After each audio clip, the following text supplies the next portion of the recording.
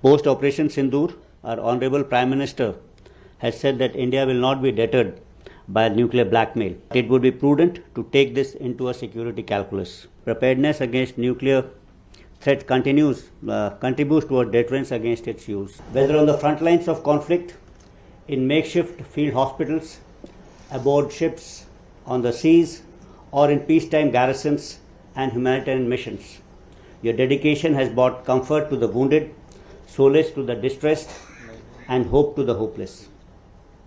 Today, we celebrate not just your remarkable past, but also the vital contribution you continue to make in safeguarding health and morale of our armed forces.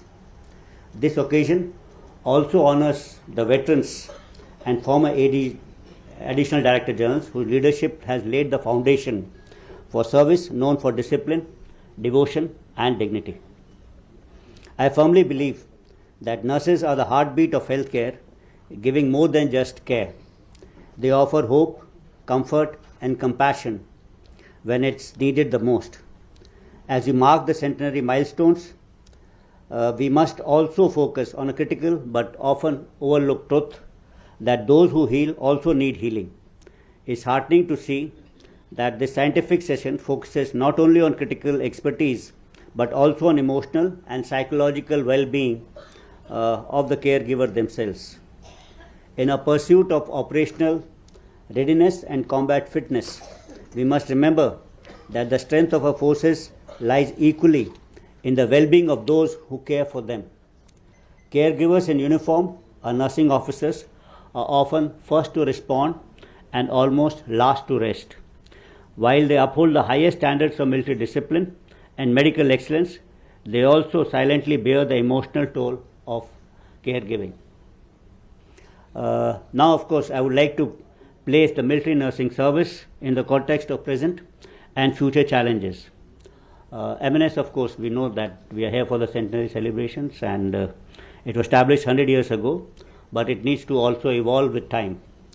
Ancient Greek philosopher, you must have heard about Heraclitus, who had said that change is the only constant in life. It's age-old wisdom. In fact, in Gita also something similar has been said, which says that परिवर्तन ही शाश्वत है और बदलाव जो है प्रकृति का नियम है. So evolution, change, and adaptation is important to avoid being extinct. Survival of the fittest is a mantra. This, of course, has been told by Charles Darwin, actually. Is a mantra that's true for all, including the armed forces. The medical fraternity, as well as the military nursing service, also needs to evolve. Here are a few things I thought that you must imbibe. First, let me talk about jointness. I personally feel that military nursing service is the only service that has organized to promote jointness. Military nursing service officers can be seamlessly transferred from an army establishment to the Navy or to the Air Force establishments. A recent decision actually to create a joint education corps is based on a similar idea from MNS. We need to work more towards jointness among the three services, and I'll talk about it a bit later towards the end of my talk. The second important thing I think is about biothreats. The training of our nurses must take into account the challenges we may face in future. The world has been through a period of intense travails and tribulations during the COVID pandemic. In my view, biothreats, whether they are man-made, could be accidental, or they are natural, they are likely to increase in future. Defense against such threats and treatment of infected persons requires different treatment protocols. We must be prepared for this in future. Post Operation Sindoor, our Honorable Prime Minister has said that India will not be deterred by nuclear blackmail. While the possibility of use of nuclear weapons in our context is very, very low, but it would be prudent to take this into a security calculus. Radiological contamination requires different protocols for treatment and must be part of our training. Preparedness against nuclear threat contributes toward deterrence against its use, and I think that's important. The next thing which I want to emphasize upon is about data protection. Indian DNA is unique.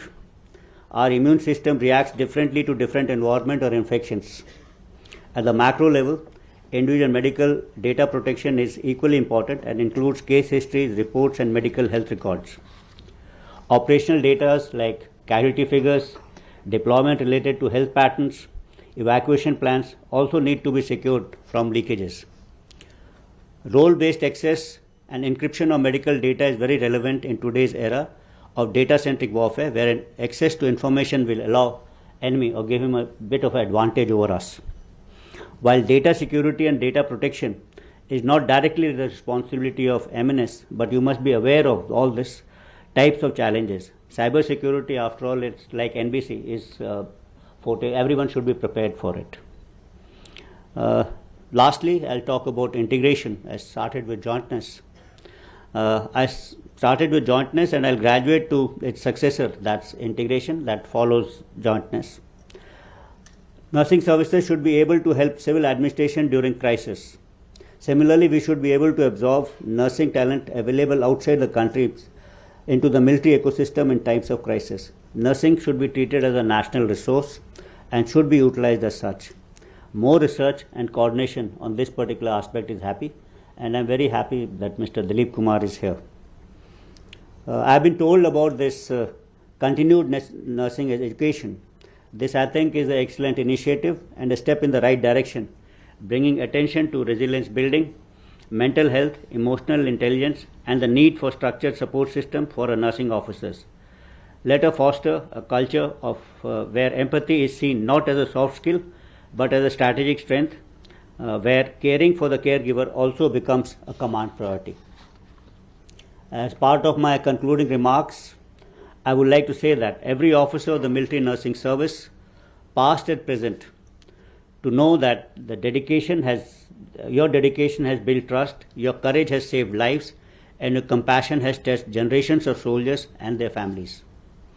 I congratulate the organizers of this continuing nursing education and all the participants. Let it be a catalyst for meaningful change, for stronger peer networks, for policies that safeguard your well-being, and for a culture that values the caregivers as much as they care for. On behalf of the entire Defence Services, I extend my heartfelt congratulations on the centenary celebrations of military nursing service. May the legacy of 100 years inspire you to lead with compassion in the century that is yet to come. Thank you very much, and Jai Hind.